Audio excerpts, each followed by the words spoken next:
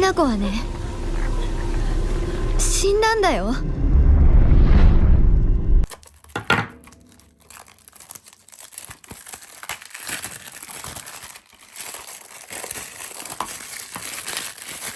ひな子はお友達といつまでも一緒にいたい？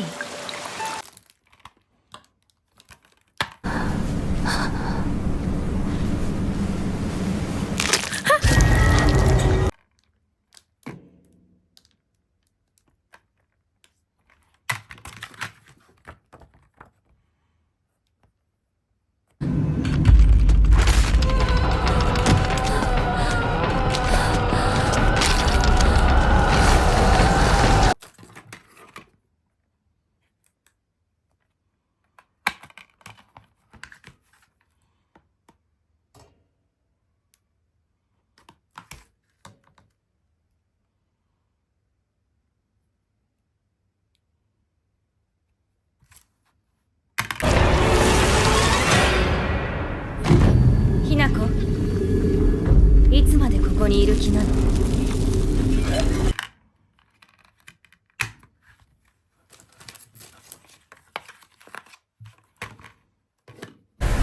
私はね、あんたをすぐに殺すこともできたんだよ。